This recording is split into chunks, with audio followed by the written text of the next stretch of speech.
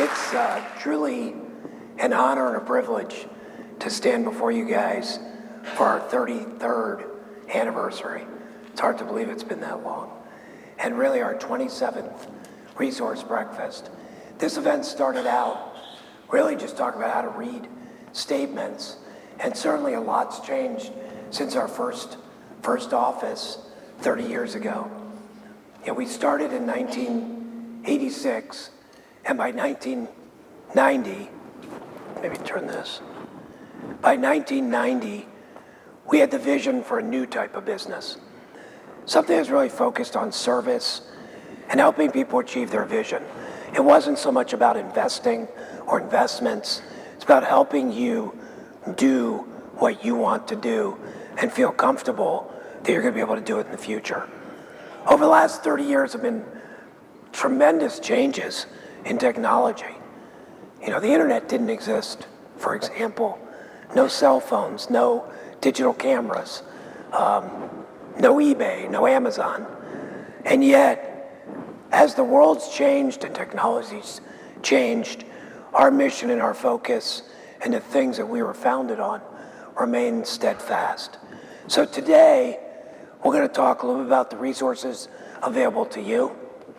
I'm going to give you a quick update on some of the tax changes and what's happening legislatively. And then we're going to bring up our very, very special guest, Rear Admiral Ted LeClair, to give you some insight into what's happening, cutting through the noise from the media. I think most of us don't always see the world as it is because we get so many inputs that are incomplete or incorrect, and we put them through kind of a mental filter that favors dramatic and sometimes negative things. And this can give us an exaggerated and maybe overly negative view of way things are. And if we don't have good information to operate on, it's very hard to make good decisions. And that's one of the reasons we want to do events like today. And I thank you for taking some of your very valuable time to share it with us and hopefully cut through some of those things. Your vision and your goals are unique, and your planning has to be as well. So together, I think we can create very clear paths for your future. And our entire team is committed to that based on whatever it is you want to do. Now, our vision, as many of you are aware, is to make people's lives better.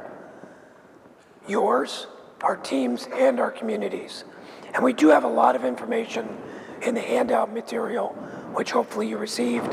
If not, we can get you one outside.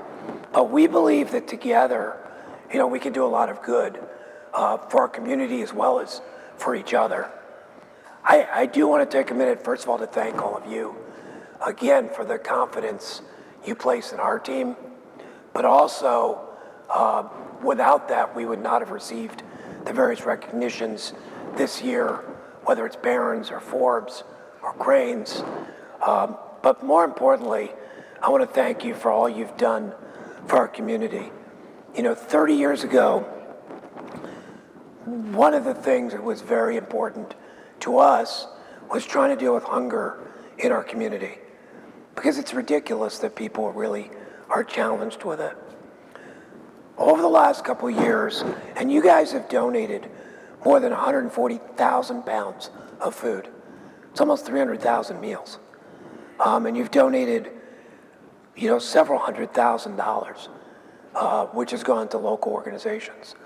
But in thinking about it, I kind of felt like at best we were treating the symptoms, and at worst, we were enabling the problem. And so we looked at it, and the goal for this year is essentially to eliminate hunger and homelessness in our county for anybody who wants to work. And so last June, we started something called the New Beginning Initiative. And the idea was that there are people that want to work and want to help themselves. It's not meant for people that want something for free or a handout. But how do we get people, how do we support that? And when we looked at it, we talked to a lot of nonprofits. There were three main challenges people had. One was affordable daycare. One was, how do you get to a job? You want a job, and how do you get there? And the third one was, as soon as you worked, you lost a bunch of benefits, but you didn't make as much money as the benefits. So there's no point in working. In the last 6 months, I think we've solved the transportation issue working with Lake Tran, and we're working with Uber now to provide rides. We have daycare for people that want to work that's paid for, and we're doing a lot of training with Auburn and Lakeland. One example, there's a gentleman who had a great job, it's a manufacturing job, made pretty decent money, lived with his girlfriend.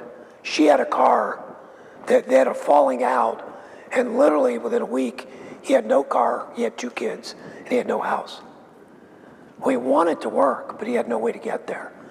And really, with just a little bit of help, working with Lake Tran, providing a ride, the guy now has a job. He kept his job, full-time apartment. Both kids are still in school. And like I say, it didn't take much versus going on public assistance, which would have been very easy. So first of all, I want to thank all of you. I hope you'll take a look, because I think that this could become a model for other places. And I think there are a lot of people that want to help themselves. They just need a little bit of help doing it. So that is really our focus this year. Now, technology is a very wonderful thing, and COVID forced a lot of companies to embrace technology and pivot digitally, maybe faster than they would have. Some of you probably started doing Zoom meetings, things that you didn't think about necessarily doing. And technology is very powerful, but it can also pose risks to us, both in terms of personal privacy, in terms of the information we get from so-called fake news or partial or incomplete information, and then risking our data. Now, I can assure you that we take data security very seriously. Raymond James is the only national firm that has a written guarantee that your assets, if they're hacked, which hasn't happened with millions of people, they will make you whole. At the same time, I think it's important that we remain vigilant. I don't think a week goes by, we don't get a call from a client says, hey, something popped up on my screen, said, I have an issue, call Microsoft, and then they call. And now their information gets, out. You will never get a email or a text saying you've been hacked from Amazon or Microsoft or anyone else. If you do, it's a scam. Now, like I say, the technology is important. We do have some good information on how to protect those types of things, but I think, again, our worldview and our personal information may be slightly at risk. Couple things. When we meet with you, as you know, we'll send an email. If you don't see an email from us, check your spam. Consider making us a safe sender. In the last few months, Yahoo and AOL in particular have changed their algorithms, where a lot of stuff from Raymond James gets diverted. And again, we can provide information on how to do that as well. We cannot accept investment instructions via any electronic means, and certainly not texting, WhatsApp, or messaging. We do need to verbally confirm it.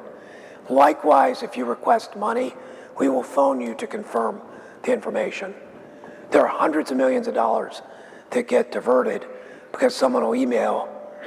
And even if you email, say, send money, we've had cases where the bank itself gets hacked, sends us the wrong account. So we take a lot of precautions as far as that goes. But as far as instructions, as far as anything, we cannot accept texts or other means of electronic messaging.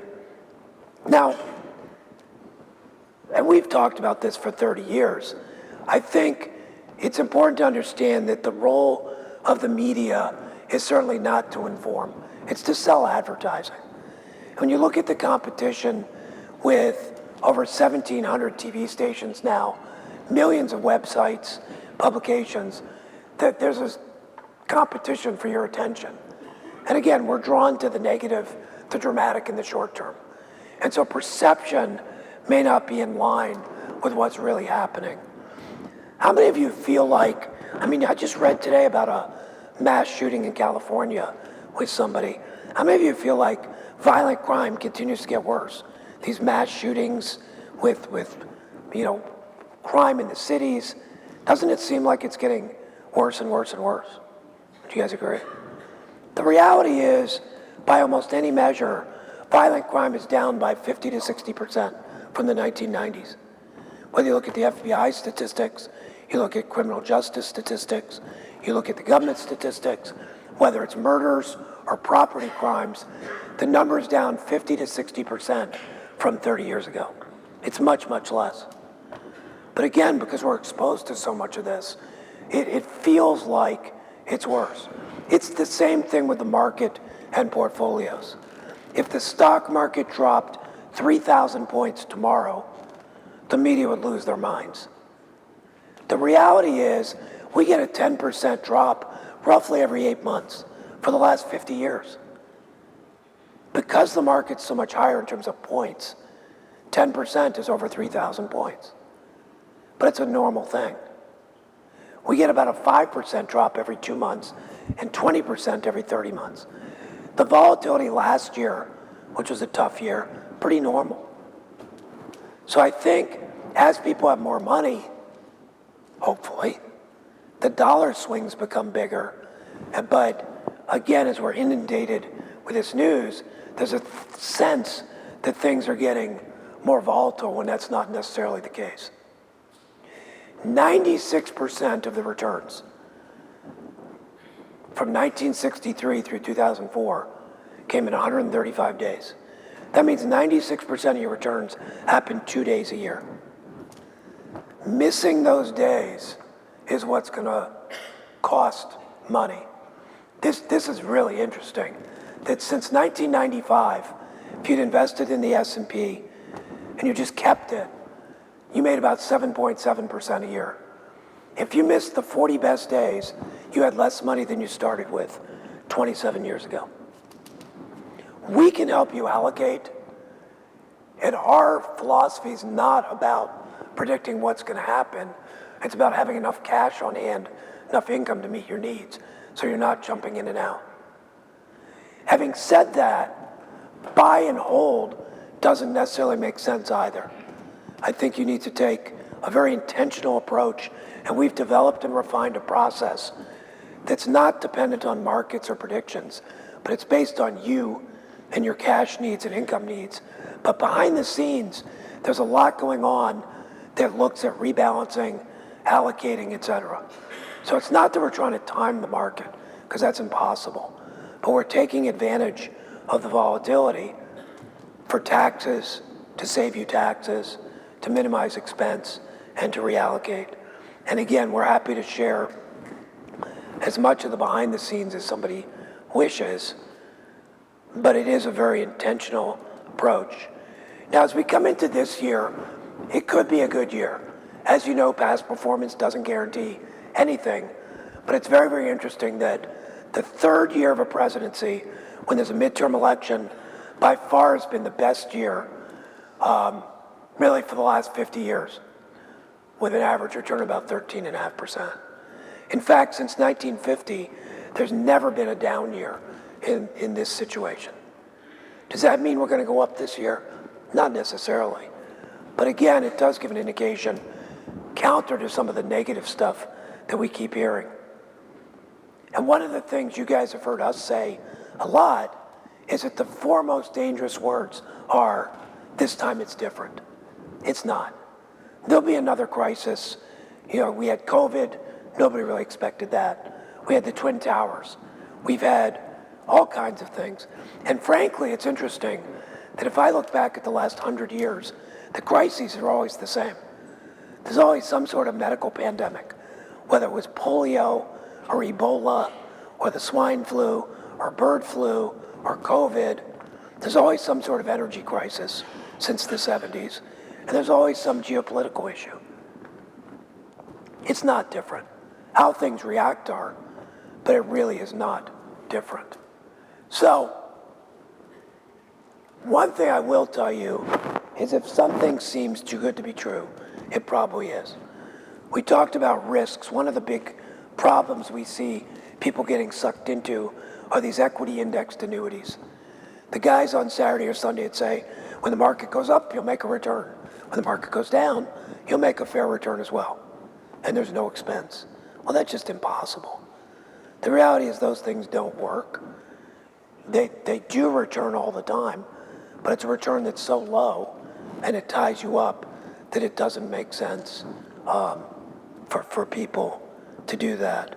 Also, we saw a lot of people jumping into crypto. We saw what happened with FTX, et cetera. Again, anything that seems too good to be true probably is. People ask, what's going to happen? What's the market going to do? And that's an interesting question, but I think it's the wrong question. The right question is not what's going to happen. The right question is what's going to happen going to affect me? Is it going to affect you? If the answer is no, because we have enough cash, we have enough income, we've planned, then it's an academic discussion and not something to worry about. We believe the two biggest risks are not market volatility or anything else. Number one, making bad decisions based on hyper emotion, getting scared and doing things that don't help you in the long run. And number two is inflation. Things cost more. Now this year people see it. And you guys have heard me say this for 30 years. Show of hands, how many people paid more for the last car they bought than the first house? Yeah. So here's the thing. If we go down the road, I would say a month's groceries are going to cost more than the first car you bought. That's inflation. You know, this year, and CPI, which is the Consumer Price Index, doesn't really account for food. 44% of it's real estate. Now, I don't know about you, but I buy more food than real estate. So, you know, the numbers don't necessarily mean anything. But we can see with our eyes what prices are doing. You know, the flip side to that is you'll hear talking heads on TV, the pundits and the experts about what's happening. What I would say is go out to eat on a Friday, Saturday, weekday. If the restaurant's busy, the economy's running. If everything's empty, it's not. I don't care if they talk about we're in a recession in 2022. Economically, maybe, but people are certainly spending money. Even here in Mentor. I mean, it's not like this is a major hub like New York or LA or Miami. But try to go out to eat on a Friday or Saturday. It's busy. So I think sometimes the risks that we face are not the ones that people are thinking about. So what lies ahead? The tax proposal right now is basically to repeal the Tax Act that happened and to focus on people with more than $400,000 in income. Probably the two things that will affect most of you potentially is capital gains taxes going up and then the estate step up going away. What they want to do right now, if you pass away, your assets, if you paid $100,000 for something and now it's worth $200,000 and it goes to your kids, the basis is $200,000, not the 100 when they sell it. So if they sell it for 200, there's no tax. Under the proposal, they don't tax on the gains. All of the Tax Act is going to sunset in 2026. Everything goes back to where it was before. So the top tax bracket goes back to 39.6, and all of the lower brackets go up. The big one, how many of you remember AMT, alternative minimum tax? People didn't really have to pay that lately. That'll probably come back. So in 2026, these things happen. Also, the estate credit. Right now, each person has roughly $12 million that can pass to their heirs with no estate tax. That number is going to drop to $6 million. Ohio doesn't have an estate tax anymore. So as long as a couple has under $12 million, there won't be any tax as far as that goes. 3 years ago, something called the Secure Act passed. Probably the biggest thing for you guys, they raised the IRA minimum distribution age from 70.5 to 72. Roughly 2 weeks ago, they passed Secure Act 2.0. Secure Act 2.0 has 92 provisions in it. We just did a video you can watch with more information. The big takeaways for you guys, one, if you miss a required minimum distribution, the penalty has been 50%, 50%. Now it's 10% if you fix it.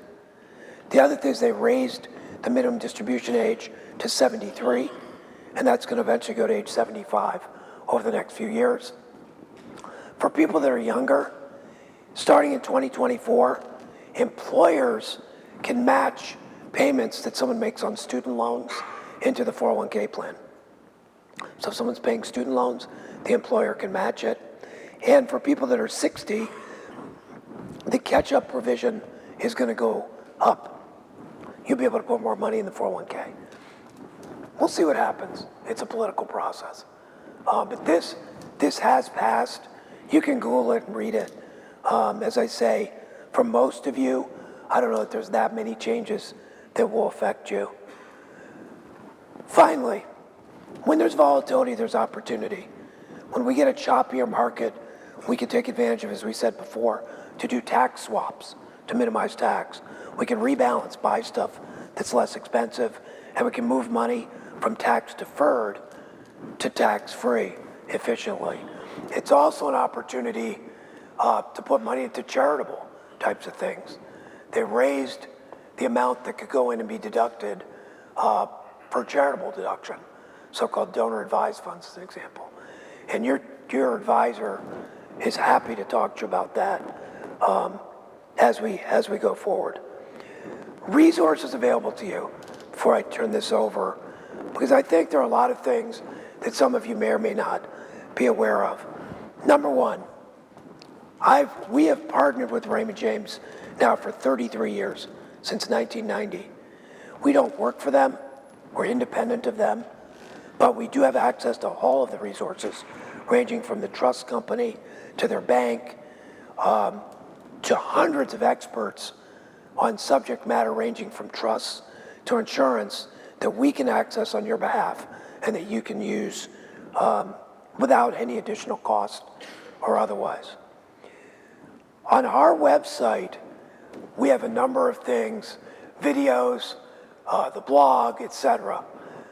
All of the events, we do video, and you can watch right here. Also, we're doing pretty much weekly or bi-weekly updates on things like the Secure Act and what's happening. So if you log into the website, you can see those, you can access your accounts. You can see things like the client experiences and events such as today. The client access videos, if you log in, this is very interesting. We have a number of 2-minute videos on everything from how to customize your login, how to look at external accounts, how to use the client access. And again, you can look at these. A lot of people don't know they're there, but there's a ton of information on how you can customize your experience as far as that goes. Client trips and events, they will always be listed on the site. Things that are coming up, this summer, we will do the golf outing again. Spoiler alert, we're actually doing 2 flights, so we had so many people that wanted to play. We have the car show, we have the baseball game. September, we have the MIT Age Lab talking about aging in place, caregiving, which Transamerica, who helped with today, along with Global X and Principal, and also Poland, they'll be helping with that. As far as trips, we have the trip coming up 2 weeks, hard to believe 2 weeks from now. We'll be in Egypt with some of you. If you haven't looked at the trips, I encourage you to do so. It's a fun way to travel, with a group, so it's very easy. We're trying to do some more family-oriented stuff. So either in the fall of this year, winter next year, the next thing we're looking at is a VIP Disney experience, which I'm not a huge Disney person, but there's some amazing adult stuff there that I had no idea.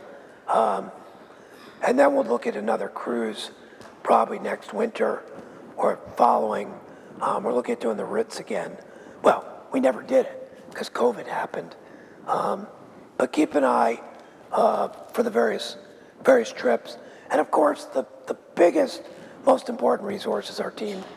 When we started in 1990, it was 3 of us. It's now 26 people who are committed to absolutely helping you and being a resource. When you call, you can speak to anybody. Now, the last thing I'll say is when you do call, you don't have to speak to your advisor for things like getting money, changing beneficiaries, questions on statements, copies of paper. Anybody you speak to can help you with that immediately. It drives me crazy if you guys have tried to get a medical appointment or get something from a doctor. It's just impossible. We don't want to be that way. So when you call, you can speak to that person. If you have questions on specific investment or financial planning, then you'll speak to either your advisor or one of the other advisors. As I say, between Mark, Nick, Gail, Raj, Joe, Nancy, Dan, Josh, Ryan, or Bobby, there's somebody there that can help you and help you in a reasonable time frame. But we'd encourage you to take advantage, but you don't have to speak or wait for your advisor for those types of things. The bottom line is we're here for you. If you have feedback, if you have questions, if there's something we can do, let us know. We will proactively reach out to try to do a planning meeting at least twice a year. When we do that, please try to respond. It's because we want to understand what's important to you and what your needs are. And that's the only way that we can manage your situation for you. So with all of that being said, I'm extremely proud to introduce our speaker. Please note, we will be doing questions. If you have a question so everybody can hear, kind of put your hand up. Josh and Ryan will be on the sides, microphones, and they'll run around.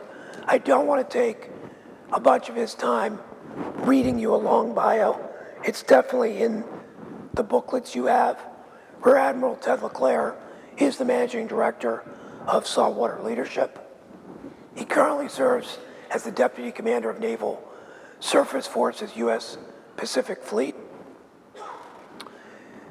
He has a bachelor's degree from Villanova, master's degrees from Harvard, Kennedy School of Government, and also the U.S. Army War College. Graduate with distinction from the Joint Forces Staff College and a top requested Colby consultant. Our goal here is to give you an unfiltered view of what's out there. I encourage you to ask Admiral LeClair questions, and then if you think of stuff afterwards, whether it's for our team or for Rear Admiral LeClair, let us know and we will get you the answer. With that, it's my honor to introduce Rear Admiral Ted LeClair. Hey, thanks, Randy. Hey, thank you, my friend. Thank you. Hey, good morning, everybody. Can you hear me okay? Okay, I'll keep the mic on, but usually as an admiral, you got to have a good voice that'll work. You guys see me all right? All right, I cannot thank Randy and Christine enough for the invitation to be here, although I'm curious why I wasn't invited the other 26 times, but I'll take the 27th, so I'm good with that. But it's a true honor to be here. I already know you're very smart people because I have met more financial advisors in the United States than anybody in this room. I've probably met more than the room combined, and probably on my hands and toes, I would say there are people I give my money to. Randy's one of those people. And so the idea that you entrust him with your vision and your family's vision just tells me you're bright people because he's one of the best. And there are not too many things I'll do on a Saturday morning in Cleveland, Ohio, but this is one of them. So I'm thrilled to be here. Hey, before I get going into my talk, And really, my main goal this morning is just to leave it better. And what I mean by that is my personal mission is really anywhere I go, whether it's the men's room in the Cleveland airport or my wife when I'm gone one day, I want to know that I left things better than I found them. And that is my hope with you, maybe a little bit inspired and more positive about what's going on in the world. But I want to ask anybody in the room that's a veteran, would you please stand up? And if I find out you don't stand up and you're a veteran, I'll come meet you in the parking lot. All right, thank you. We'll give them a round of applause.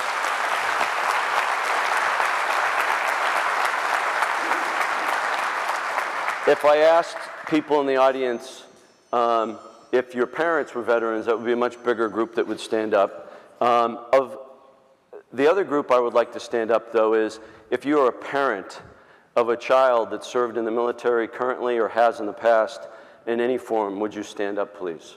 So you're a mother or father of a child who served their country in the military.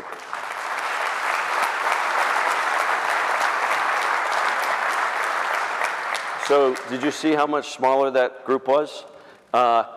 Military service today it's harder and harder for us to recruit people or have people in, but I always like to tell people I actually think the greatest gift that anybody could give the country is to raise a child and then have them go into service of the country. But those people that serve today, we are all volunteers. It is our choice to put on the uniform. The Vietnam veterans in the group, could you please stand up for me? Okay. Now, stay up. A lot of people don't know this, particularly young people, but most of the older folks in the crowd know. Most of the Vietnam veterans in this country did not choose to serve. They were drafted into that war. They were forced to go. And when they came home, the way we treated them, to me, is an abomination. And so one of the things I personally do is go around, any chance I get, anywhere I am, if I see a Vietnam veteran, I stop, whatever I'm doing, I go up to them, I kind of grab their shoulders, and I just say, welcome home. And it's usually very emotional for me, but it is for them, because again, what we did. So I would encourage all of you and ask you, in your journeys as you meet people and you find out they're a veteran, I would ask you to go a little bit deeper and ask, well, where did they serve? When did they serve? And if they were in the Vietnam War in that time, please say welcome home. That is the way to thank a Vietnam vet. So with that, what I want to do, I got slides here. Okay, this is a little daunting. Managing adversity in challenging times. There are always challenging times. And headlines, if we just focused on those, it would be a very bad thing. I would tell you there is no better time to live in civilization than it is now, anywhere in the world. But could I go around the world and point out all the bad things? Absolutely. And that's partly what you hire me to do and everyone else in the military to do. We wake up in the morning, and our number one mission is to protect the United States of America. Now, there are a lot of people who have different views on how to protect it. And what I'm going to do is kind of walk you around the globe, show you some of the hot spots. But I was talking to Randy earlier. I'm really eager to hear what you're interested in. So I'm going to try to only speak for about 15 or 20 minutes. My father would say, well, that means he's going to speak for 25 or 30 minutes. But I really am going to try to stop. And I want to hear what you have to say. So please prepare your questions so I can do that. But I would be, so some disclaimers. I'm not an intelligence officer, okay? We have people in the military who are intel officers. I'm not one of them. There's no classified information that I'm going to share with you, although I do have a top secret clearance. What we mean by open source, anything I'm going to talk about you can find on the internet. But if you're searching for some of these things on the internet, we have to have a better conversation about what you're doing with your time, okay? I'm not speaking on behalf of the United States Navy. I'm not giving you investment advice. If you want that, talk to Randy and team. I think he covered most of that. Okay, what am I? I'm a ship driver. That is my ship, USS Callahan. It was the first ship I served on. It changed my life dramatically. It was DDG 994. It was named for a guy named Daniel J. Callahan, the fighting admiral. He was killed in World War II in the Battle of Salvo Island on the bridge of the San Francisco. Admiral Callahan was raised in San Francisco, and if you Google just Dan Callahan images, and most of them that will pop up will be him standing behind President Roosevelt.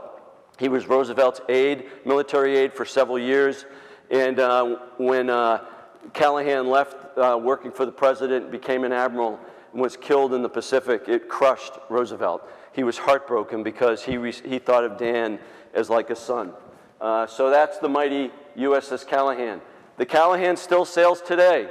The great ingenuity of engineers, the sailors that took care of it, we sold that ship to the Taiwanese Navy. And if you go to Taiwan, you could see the Callahan. It's still there, still fighting. I am a surface warfare officer. Everyone's like, what's that? So Tom Cruise, that dude's supposed to be a pilot, right? He's got his aviator wings. I am guys that drive a ship. We call that a SWOPIN, which is surface warfare officer. Those two swords, SWOs, any SWOs in the audience? Anybody in the room is a surface warfare officer?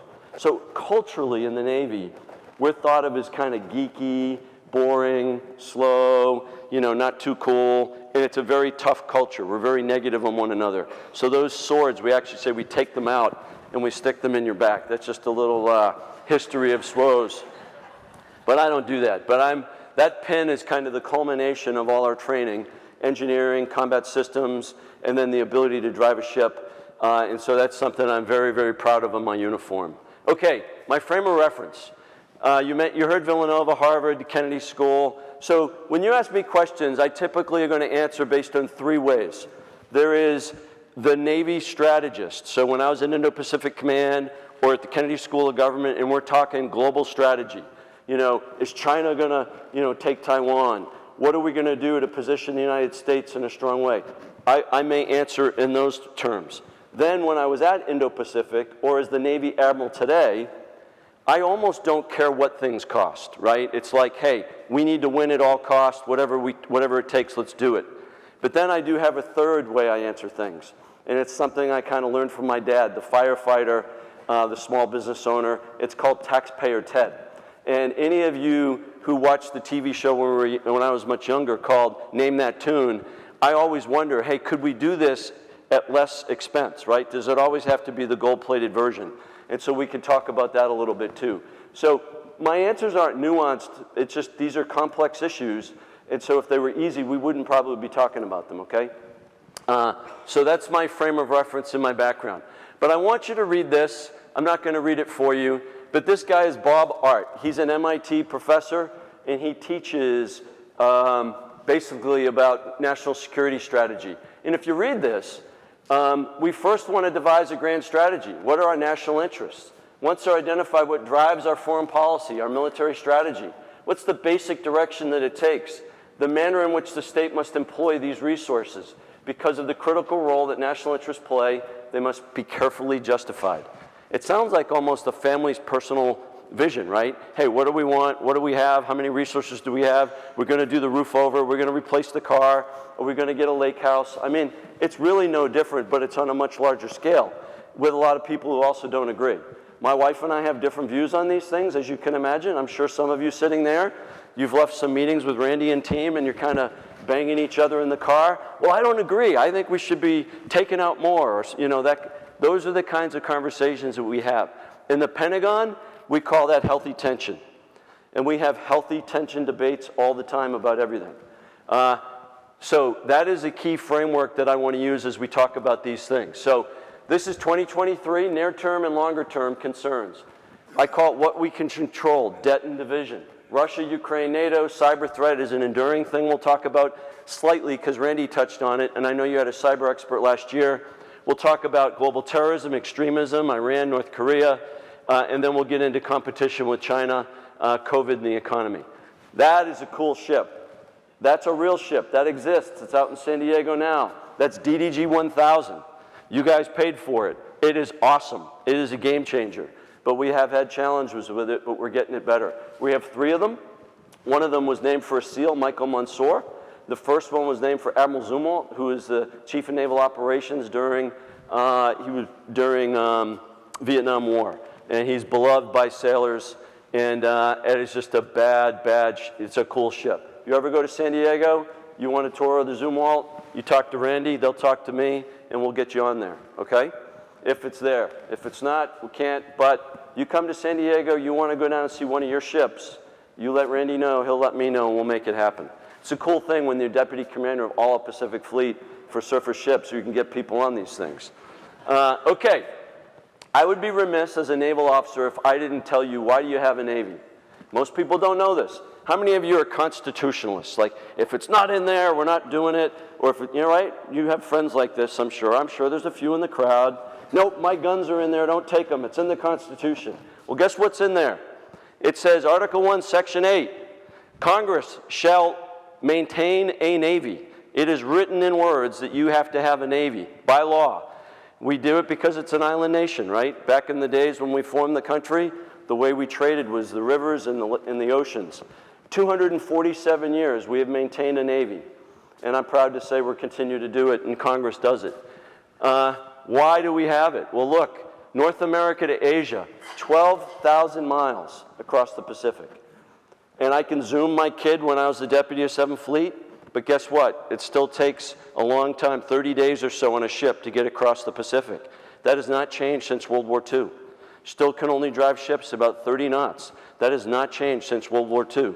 So when everyone says, oh, everything's changed, not everything. Some things stay the same, and the power of the ocean and the distance to Asia is significant.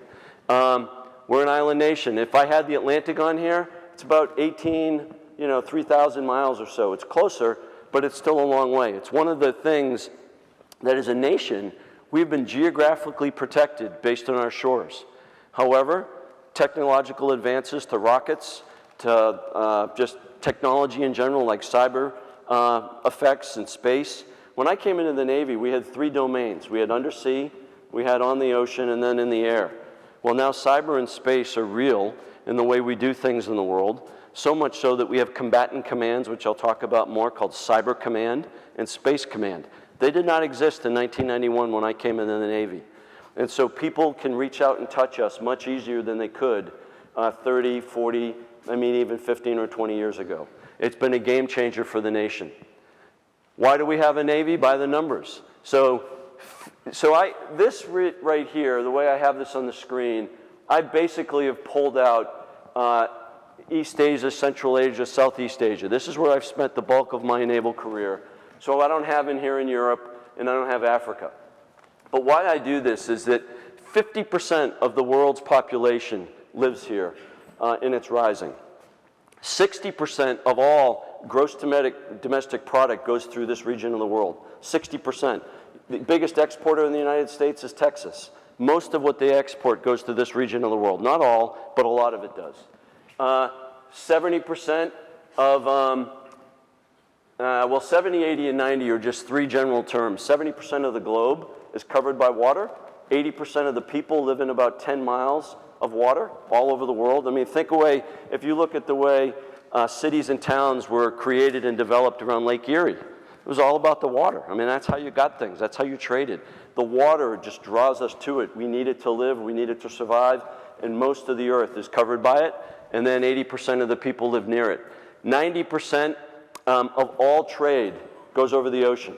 I used to think it was aircraft, DHL, FedEx, you ship the stuff on it. Nope. 90% to this day of all trade. 95% of everything we sent to the Iraq War in Afghanistan went on ships, container ships. So when I was over there, we were protecting ports for those to resupply. And then 95, most of you don't know this, 95% of all email goes across cables under the sea of the ocean. In fact, we've developed little undersea kind of mini submarines, if you will, or like a UAV, but that just travels up and down the cables to making sure no one's tapping into them or touching them. Almost all financial transactions in the world happen under those cables. They're actually quite dangerous or quite sensitive for us as a nation to protect them. And then 7 of 10. What does that mean? 7 or 10 of the largest militaries in the world are in that region of the world. All there. Japan, South Korea, North Korea, China, Russia. Look at that. Most people think Russia as a Ukraine, European problem. Russia is a huge issue for us here, particularly the pressure it puts in this region and up near Japan and North Korea and South Korea. Then you have India that's in that region, the United States. So 7 of the largest 10 militaries in the world. The 3 that aren't there, France, United Kingdom, and Germany. And those 3 countries over the last 2 years have started to send ships again into this region of the world to protect their own interests. So this is a key region of the world. It's why in President Biden's national security strategy, they said it's China is our #1 focus as a nation. And why? Because of it's the Walmart effect, it's the Home Depot effect. Most everything we buy or purchase is assembled somewhere in this region of the world. More and more companies, though, are divesting from China because they're concerned about the risks to their corporations to do that. So we can talk about that if you like. I put this up here just for you to understand the geography. Geography is everything. When I was at the Army War College, I took a course on geography. Critical to 90, and when I told you about 90% of all trade goes over the ocean, where are the choke points that could cause problems in that trade? So Strait of Hormuz, Strait of Malacca, Suez Canal, the Turkish Strait, the Strait of Gibraltar, Panama Canal is a biggie. All of these things are vital to how things move around the earth. And if we don't have one of those choke points, I mean, it's no different than you driving in your car around here. And if you can't go on the highway that gets you faster, all of a sudden you're on back roads, it's taking you longer, and you come home, hey, honey, why are you in a bad mood? Damn traffic, again, I mean, one of the blessings of COVID is traffic really disappeared, right? I always try to look for the good things. But these are the high traffic places, and this is where we concern ourselves as a Navy. Anybody know what that is? Suez Canal. That tanker got stuck there. Anybody have an idea what it cost per hour why that tanker sat in that channel? $450 million per hour is what it cost the global economy. And it had a ripple effect on the supply chain. So when your plumber called up and said, yeah, I can't do this for a few weeks, they ran out of whatever, there's a good chance, and plumber's probably not the best example, but there's a good chance because the supply chain was affected. So these areas are vital. And what I don't know, now, what we've read about how this thing got stuck, it was environmental. It was the winds, it was the captain. Do you think we could cyber attack one of those and send a signal to the controller to make the ship go right or left? Or absolutely we can. So we've actually had to cyber protect all the ships in the United States Navy to make sure people can't hack them and control them and affect them. Okay, what's this? This is the 9-dash line. This is the South China Sea. And if you read about the 9-dash line, the Chinese are trying to rewrite history to tell everybody that 2,000 years ago, this was part of their country. So these are 9 dashes. Some people call it the animal's tongue. But the challenge with it is that it impacts Vietnam, the Philippines, Brunei, Malaysia, Indonesia. All of these countries with flags have sovereign disputes or territorial claims on these areas. Those areas are full of fishing. They're full of natural resources like gas and oil and drilling. And also it's the main thoroughfare to get to the Philippines, Japan, and South Korea. Our 2 largest Southeast Asia allies in the world are South Korea and Japan. It is in our national interest that they are protected. 70% of Japan's oil comes through that area. So it's a significant area and it's a significant problem. This is the Spratly Islands. Up here are the Paracels, and China has weaponized all of them over the last 25 years. And basically to push out further and further. I'll show that.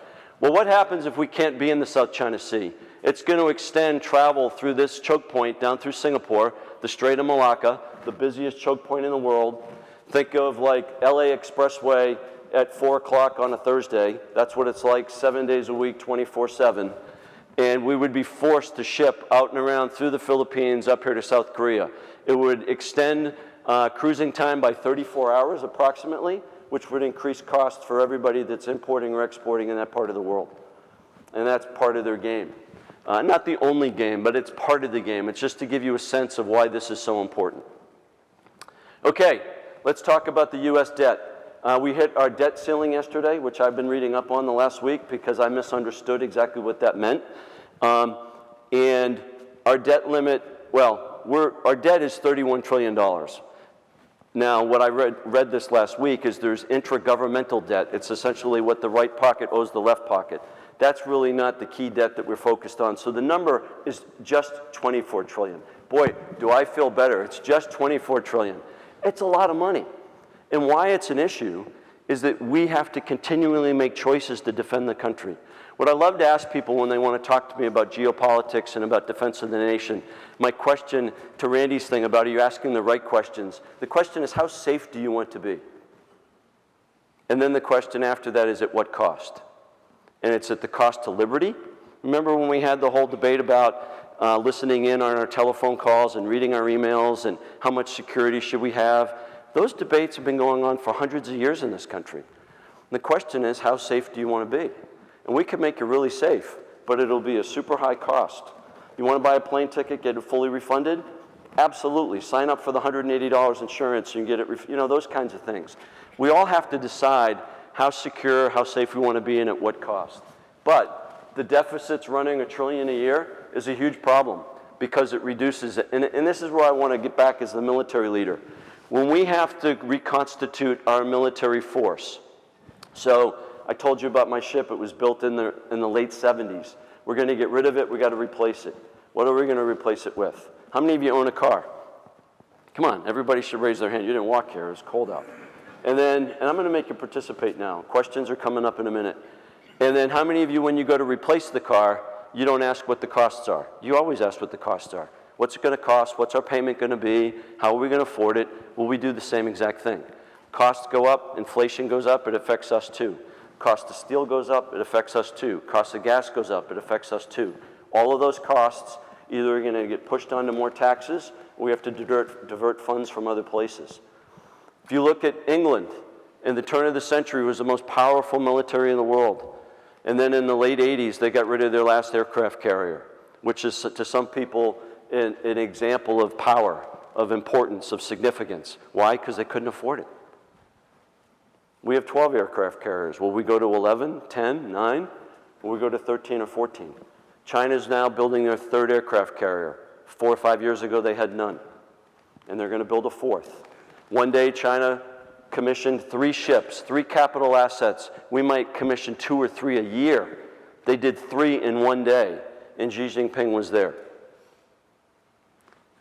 Our debt is a huge problem. We have to get our arms around it. We cannot keep just writing checks and not paying for it. So something for you to consider. I love to talk about economics, unlimited wants, limited means. My kids have got unlimited wants. Mom and dad got limited means. And we as a nation do. And it's something we need to concern ourselves with. So we could talk more about that later. Okay, Xi Jinping. I definitely am concerned about China, but China is very different than when you look back on history. When you look back on history, history typically repeats it or rhymes, it doesn't repeat itself. But there aren't many good examples of what China looks like or what it could be. The reason is we're so intertwined with China. I've traveled all over the world, been to 50, 60 countries. I have a lot of friends that work for companies. How many of you have companies that do business in China? Yeah. And if I asked you that about Russia, there would have been way fewer hands. And the companies that operated in Russia, they did so at great risk. They knew that for a long time. And most of them divested last year when Putin basically said, hey, I'm going to go into Ukraine. China is much different. Lots of people I know there go routinely. They work there. And it's not the Chinese that I'm worried about, okay? And there's a distinction. It's the PRC. It's the Communist Party. I got a lot of Chinese friends. They're amazing. They're wonderful people. Their culture's amazing. And it's important for us not to, conflict those two things because we often do. And, and even I get a little, there's some ideas that I've had that would put more squeeze and pain on the Chinese population because they empower the PRC, but it's an issue. They also own $1.1 trillion of our treasuries. So to me, are they going to walk away from $1.1 trillion of the $24 trillion we have in debt? I call it the Buffett factor. Anybody know what BYD, I think it's BYD, yeah, Build Your Dreams. Anybody know that company? It's one of the largest automotive companies in China, and at one point, Buffett owned about 15 to 20% of it. So do you think Buffett's just going to walk away from a 15 to 20% investment? No, I don't think so. And there'll be a lot of other CEOs where I think there's a lot of pressure in the White House in Washington to try to come to some agreements before we went to an all-out war. But what prevents those, what allows those conversations to happen, though, is a robust military that is ready to step on their throats and crush them. And that's what you have. And that's what we focus on every single day. Admiral Davidson, who is the commander of Indo-Pacific Command, every day he would wake up and he would want Xi Jinping to wake up, look out the window to the east, open it, and see the U.S. military and our allies and partners and say, not today. Close the window and go back to business. Wake up the next day, open it, not today. The guy that's in charge of Indo-Pacific Command is named John Aquilino. His call sign is Lung, And you can imagine that he's a pretty intense dude. And I tell people when Xi Jinping opens the window, he looks out and he says, oh shit, it's Lung. Because you don't want to go to war with Lung Aquilino. He's an amazing leader, and I think every one of you, if you knew him personally, would be, oh, okay, I can sleep. This dude's at the helm on what we do out there. We can talk more about China. This is what A2AD looks like, and it's anti-access area denial. It's essentially, you putting up dog on patrol, do not enter my yard, but out 2,000 or 3,000 miles into the South China Sea. And what it means is if we take an aircraft carrier and we try to get close there, they have the ability to attack it from a very long way away. And so we have to respect that, and we have to worry about it. And this is just a picture, and you can Google this, but I don't want you to be depressed. But this just shows you the weapons and the investments they've made over the last 20 years to be able to push out further and further and further. Okay, cyber threat. All I'm going to say about this is that it's not going to go away. It's enduring. The people who do this are going to continue to do it. There's tons of companies out there who have data that just shows the amount of times that people try to get in. The biggest thing I would just tell you, before you open anything, if you're in any doubt, hit the pause button, call somebody and say, did you send me something? That's really to protect you. We do it often, but small hospitals, small community, towns, you can watch it on 60 Minutes. They've been hacked by ransomware. They lock everything down. They give you the code after you give them $100,000 or something, and then they're off to the next attack. And these things are not going down, they're going up. During the Ukraine war, Russia did very poorly from a cyber perspective against Ukrainians, but that's only because there was a full court press by us and other allies to help with Ukraine prevent those cyber attacks. What I worry about cyber attacks and why it was a big issue for President Biden last year is Russia has the capability to affect us in a big way. Shut down the oil grids in places or the electric grid. Imagine shutting the electric grid down in Cleveland for a couple days. It would cause havoc, right? Pipes would freeze, people would be without power. And those are the types of warfare that didn't exist 10 or 15 years ago. Good news is, we have Cyber Command, which is wildly focused on this. The bad news is it is an ongoing thing that we have to keep investing in and keep focus on to deal with it. It's a public-private solution. Where I write here, military cultural mismatch. The kids today that want to work in the cyber world, they're not too eager to say, hey, drop and give me 20. I mean, that's just not where their heads are, And we're doing a better job about trying to think differently about how we fight and the way we do those kinds of things. But there's a cultural mismatch still that we got to keep working on. Okay, terrorism, extremism, that's not going away. There are still people out there, I think, that have the extreme views about what they want, and they're willing to do things to terrorize the populace to get what they want. Terrorism and extremism is a problem in this country. I get briefs on it, particularly around January 6th a couple years ago, and we know there was a coordinated effort, and it still goes on, not at a huge scale, that there are organizations in the United States that actually encourage young men and women to go into the military, to get trained, but then to come out and be back part of their organization again. And it's something we have to continually look out for. You would think it wouldn't be, but it is. And then I got honorable mentions. So Pakistan, North Korea, Iran, Japan. We could talk about all of this stuff. We could talk about food, water, protein, global debt, global warming, pandemics, whatever you wanted to get upset about, we could talk about it. But these are the things that are not as high on my list. And then at the end of the day, there are no eternal allies. We have no perpetual enemies. Only our interests are eternal and perpetual, and those interests, it is our duty to follow. So if you go back to, I was with a guy the other day in Austin, and he used the term Japs, and he was 97 years old, so I'm not surprised he used that term.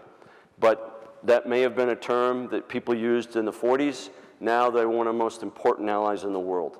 That kind of transformation in 70 years is what keeps me hopeful. Hopeful that someone might be an enemy today, but we can open our hands and we can learn and listen and we can build those relationships and friendships. So I am positive. And then these are topics you can ask me about of my life, the journey that I've been on. So I'll leave that up there. But I want to open it up to questions. And I have very bad tinnitus, so Join the club, right? Anybody, come on, questions, let's go. Come on. Show me how smart, yes ma'am. The Russia ship in the Pacific right now, how bad is that? The Russia ship in the Pacific. Right by Pearl Harbor? Oh, the AGI, yeah. So the question was the Russia ship in the Pacific. Is it real bad? I mean, not really. I mean, we could smoke a hole in it in about 6 minutes if we wanted to, and it'd be on the bottom of the ocean. What it's doing is it's out there collecting information. It just has stuff that's just soaking in stuff. We know it's there. We're very careful about what we do. We have a program called Conceal and Reveal. What do we want to conceal that we don't want people to know we have the ability? It's kind of like my wife has with me, right? I don't want him to know what this costs, so you don't need to know. And then reveal, we're going to show you these things because we want you to know that if we need to do this, we can do this. So I like the fact that they're out there, quite frankly, because it's a tax on them. They have to resupply it, they have to get food, they have to get fuel, they always send ships out, and they don't have the network around the world like we do. When we drive around the country, how many of you worry about where the next gas station is? Not really, because, well, you do, all right. You're one of those guys, honey, we're at three quarters, we better stop and get some gas. But most people don't, because it's like, oh, we'll just go to the next one, or we'll go to the next one. Russia's worried about where the next gas station is, because they don't have those kind of friends around the world. We do, and it's a network that we've created over hundreds of years, and so it's, people get excited when they see the American flag come. They're really, how many of you, when you see police sirens, you get a little nervous? Did I do something? But we see a fire truck, it's a whole different feeling, right? Oh, I hope whoever it is okay, but they're usually here to help, right? It's the cops, it can be different, although I have a lot of friends who do it, and God bless them, the hardest job in the world. But when the Russians are coming, nobody gets that excited about it, right? And nobody wakes up in the morning and says, geez, I can't wait to go to Russia. I want to live there, So it's a good thing. Yes, sir. Yeah, so the United States, we patrol all the oceans, and my understanding is that helps us with our supply chain and globalization efforts. Mm-hmm. Are we starting to step back from that role of protecting trade and supply chain routes? Yeah, so the question was, we're all over the world, are we stepping back from that? Not at all. I mean, we have requirements that the Secretary of Defense lays out for us in our national security strategy. And I would say that protecting supply chains is a byproduct of what we're doing there. We're there because we don't want things to upset the homeland. And so when you think of national security, think of terms of an imminent threat. Imminent, like they could do it instantly and they have the capability and the means and the desire to hurt the country. That is what we think of as imminent. So a nuclear briefcase in New York City, what would that do to us? That's really, really, really bad. So we put a lot of resources around preventing that kind of stuff from happening. A China ship off the coast of Hawaii, yeah, we're worried about it, but that doesn't have weapons on it or things that can hurt us, right? So we think of those things. Vital threat. How many of you have vital organs? Right? But then we have other organs or other parts of our body. Oh, yeah, my hand got cut and bloody, but it's not vital. Hey, my spleen got whacked or my heart. So we treat those things differently. Same when we think of our national security. And then peripheral. Yeah, I'd like to have world peace. I'd like everybody to live in a democratic country. I want people to go to school and not have to work in a factory at 9. Those are peripheral, but they're not necessarily national security interests that we're going to put tons of money behind. So we are not backing away from anything. My boss has a requirement to have X amount of ships at sea, and we're everywhere doing everything. However, though, I will tell you that we're trying to strengthen allies and partnerships because it's not just us. There are other people who have these interests, and we work very hard to make sure that they are part of that effort. And that would be Germany, France. So to see Germany, France, and England back in the Pacific is a big deal. They just don't wake up and worry about the Mediterranean, And so, yes, ma'am, my friend. Are you a twin? I am a twin. I'm an identical twin. My brother is super cool, and he is. He's way better looking than I am. Well, then you can't be identical. No, we are identical. We were born in 1969, and the in vitro stuff didn't really exist back then. It may have, and I know we were a twin because the day my mother went to the fire department to say I'm having a baby, he's kind of like, Well, then she said, yeah, but I'm having 2. And he's like, oh, shit. He's like, where's the Jack Daniels? So, but no, I am, and thanks for asking. He's a wonderful guy. What? Hello. He's never been in the service, but he is in the service. He pays taxes. Keep sending him, baby. So you are all serving. Keep sending your money in, because we need it. Hello. Oh. Yes, ma'am. What are your thoughts on the war with Ukraine and where it's going? My thoughts on the war in Ukraine and where it's going. So a year ago, I wrote something. You can find it online. I thought the war in Ukraine would stay isolated to Ukraine and to Russia. And the reason for that is it's not in Putin's interest. You know, so center of gravity. We do center of gravity analysis. If we get rid of this, this goes away. Very sad study that has been done on center of gravity. We were fighting the Native Americans for years. We wanted to get rid of Native Americans. They said, you know what the center of gravity of a Native American is? It was the buffalo. If we exterminate the buffalo, the Native American will go away. So that's the oldest teaching that we use in the war colleges about center of gravity studies. So what does Putin want? He wants to control power. He wants to control his legacy. So what would influence that? What would affect that? If Putin used a nuclear weapon, if Putin cyber attacked Cleveland, I think those would be crossing a line that you would see the president want to be more involved than we are. I'm thrilled that we're supporting Ukraine, but everybody, when we do studies about war, and everybody analyzed this a year ago, oh, Ukraine's only going to last 2 days. Ukraine's going to 3 days. How many of you heard that? Well, we use computers and we run analysis and models. Hey, they got so many tanks, so many people, they got this and that. But what those things don't study is the human heart and will. They don't study the passion the Ukrainians have for their independence. If they ran those models and studies when we walked away from England, we wouldn't have beat the Redcoats, right? They were playing an away game, but we had people who founded this country with muskets and very few things and lousy clothes and no food and no pay, and they won. There's going to be 4 football games this weekend, and not necessarily the best team, maybe with the best players will win. It's people with the biggest heart. And so I'm glad we're there. Obviously, with my money discussion, it's hard to keep putting that kind of money. Putin's a bad dude. We need to take him off the map. It is in our interest as a country to see him go away.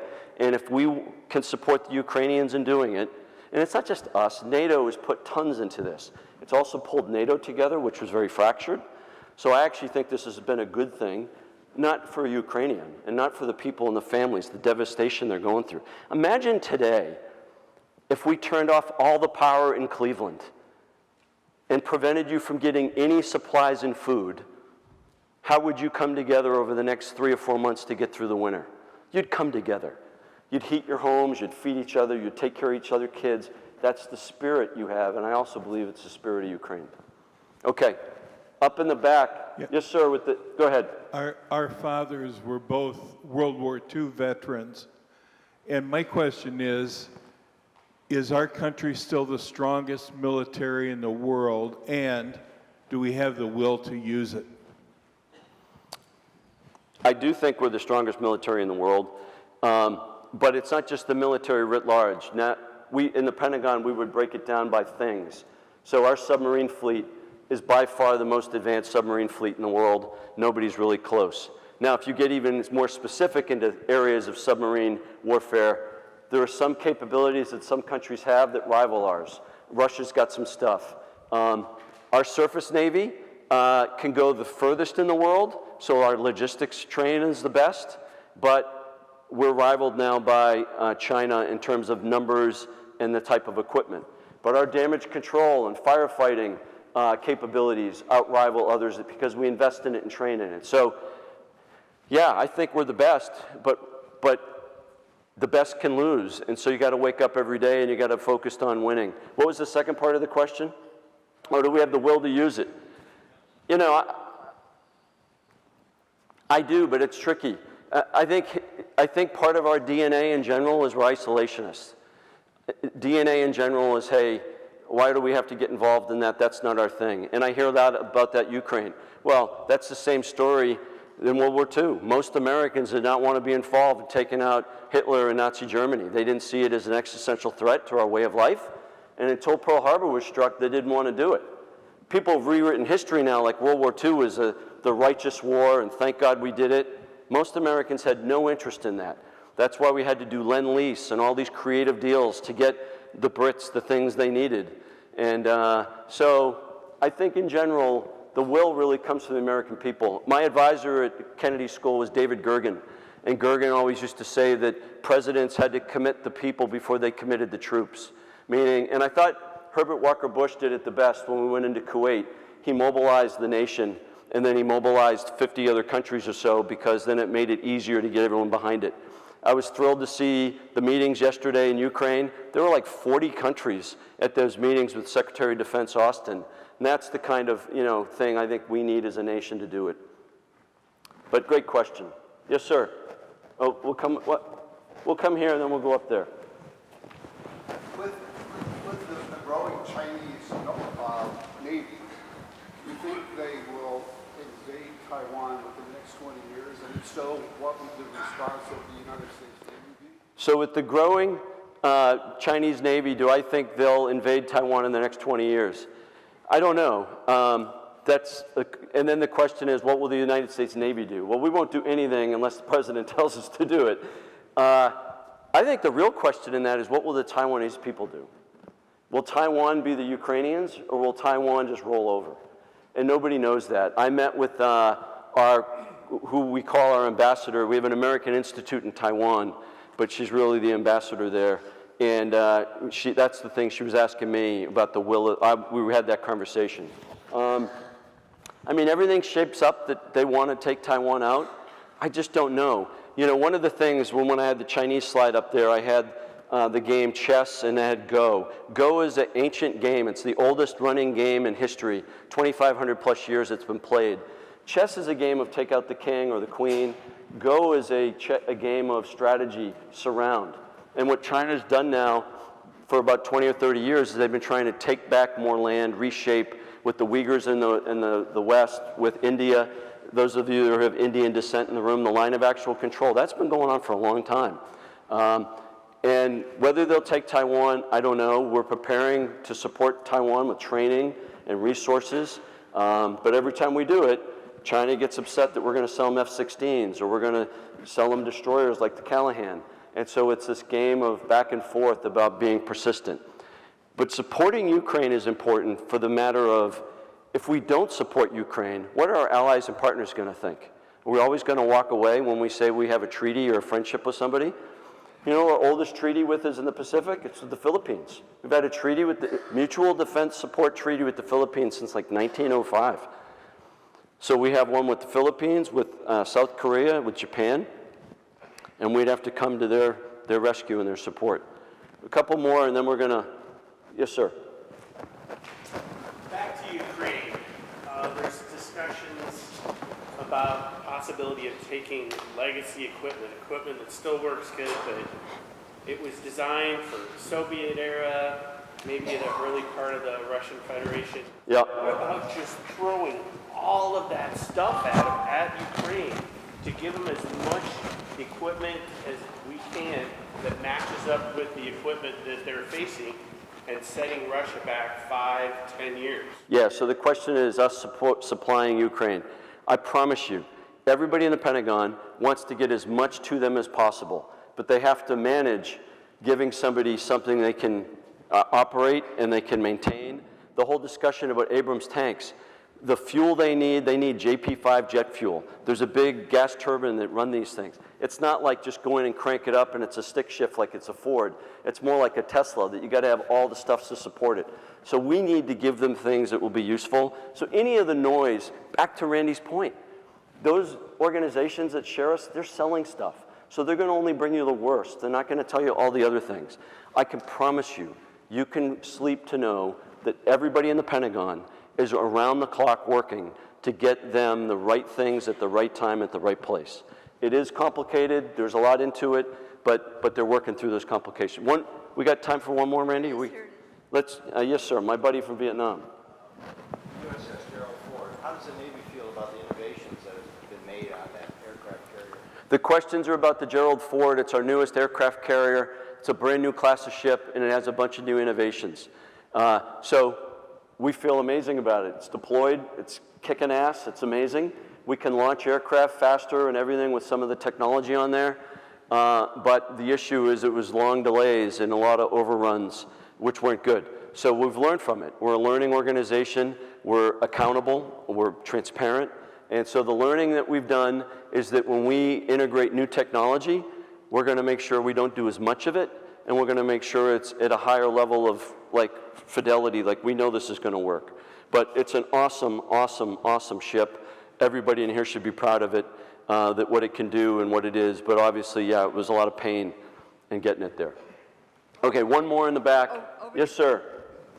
Yes, I was over in Korea during the Vietnam era conflict, and my concern with Korea, North Korea, is are they a sleeping giant? Are we still keeping track of what they're doing? I know they're sending missiles and that sort of thing, and I'm a bit concerned about that.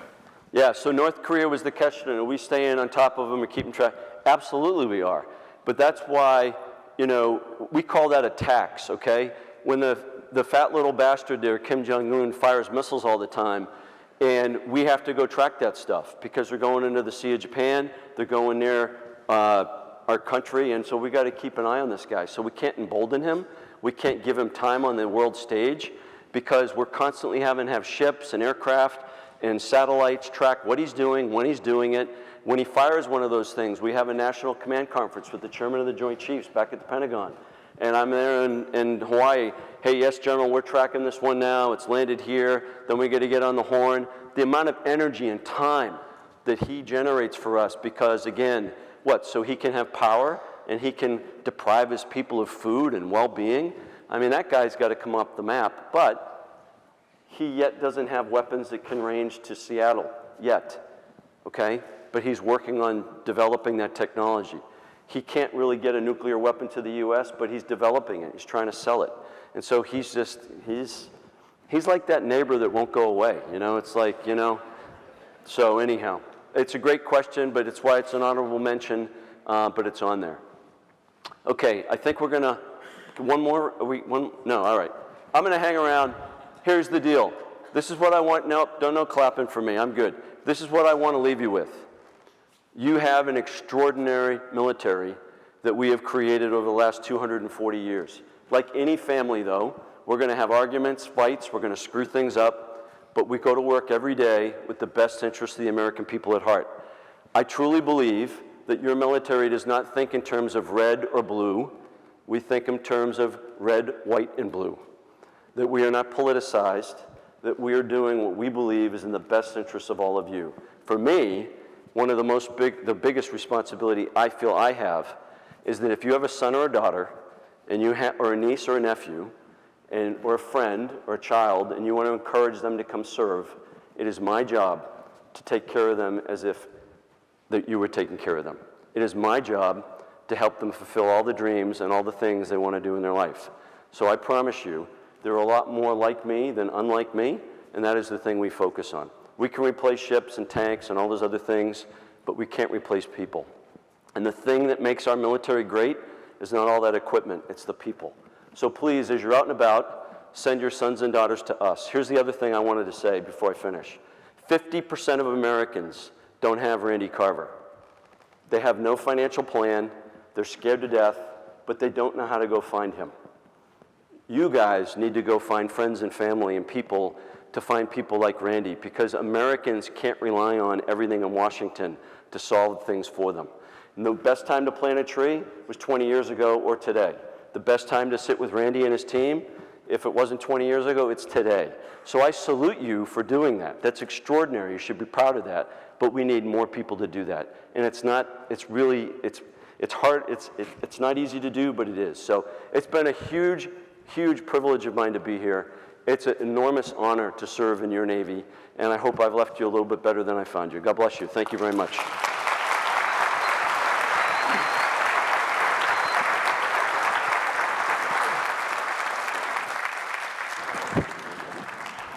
Just want to thank you guys for coming. If you have questions, reach out to us, and we hope you have a great weekend. Thank you.